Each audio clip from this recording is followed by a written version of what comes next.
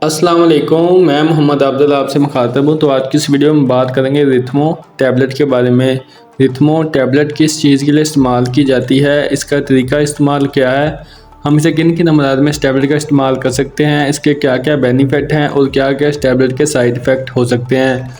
तो आज के सब डिटेल में दूंगा आपको इस वीडियो में। तो वीडियो शुरू करने से पहले आप सबसे गुजारिश है कि जिसने अभी तक मेरे चैनल को सब्सक्राइब नहीं किया, जल्दी से मेरे चैनल को सब्सक्राइब कर लें और बेल आइकन के बटन को प्रेस कर दें ताकि आने वाली तमाम मेडिसिन के रिलेटेड वीडियो आप तक बर वक्त पहुँचती रहें। चलो चलते हैं अपने टॉपिक की तरफ। तो ब्रांड नेम है रिथमो। अगर इसकी प्राइस की बात की जाए तो तकरीबन 670 रुपये एक पैक की प्राइस है, जिसमें 10 टैबलेट होती हैं और ये 500 mg में भी होती है और 250 mg में भी ये टैबलेट होती है। अगर इसकी कंपनी की बात की है तो सामी की फार्मा से तैयार करती है, जो कि एक मल्टीनेशनल फार्मा है और बहुत ही अच्छी मेडिसिन प्रोवाइड करती है। अब बात कर लेते हैं इसमें मौजूद दवा के बारे में। तो इसमें क्लिथ्रोमाइसिन इसमें पाई जाती है, जो कि एक एंटीबायोटिक दवा है और एंटीबैक्टीरियल इन्फेक्शन पे काम करती है। अब बात कर लेते हैं इसके बेनिफिट के बारे में।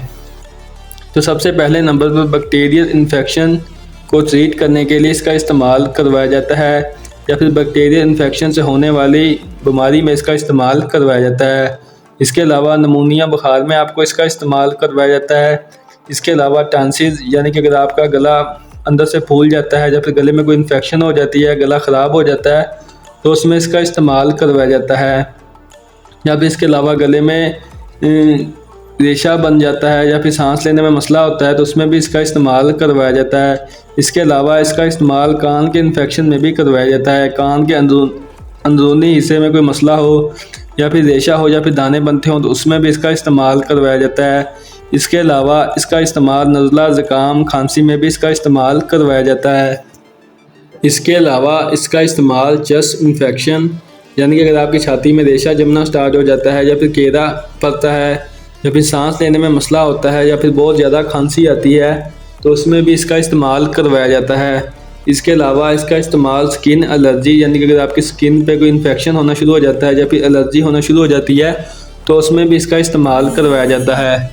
इसके अलावा इस टैबलेट का इस्तेमाल टाइफाइड बुखार में भी इसका इस्तेमाल करवाया जाता है, यानी कि अगर आपको किसी भी किस्म का बुखार है, कोई इन्फेक्शन है, बैक्टीरियल इन्फेक्शन है, तो उसमें इसका इस्तेमाल करवाया जाता है।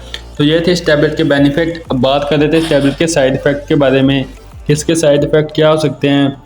आपको उल्टी मतली की कैफियत हो सकती है, सर में दर्द हो सकता है, मैदे में दर्द हो सकता है, लूज मोशन लग सकते हैं, आपको चक्कर आ सकते हैं, या फिर आपको इस टैबलेट से एलर्जी भी हो सकती है।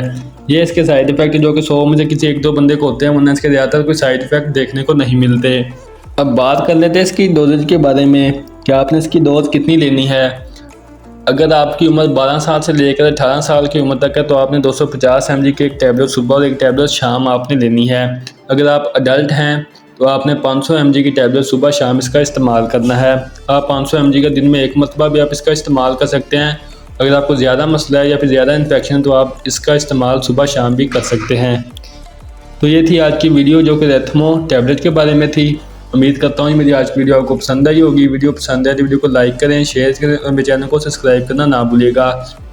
इसके साथ आप मुझे इजाज़त दें। इंशाल्लाह मिलेंगे एक नेक्स्ट वीडियो के साथ। तब तक के लिए अल्लाह निगहबान।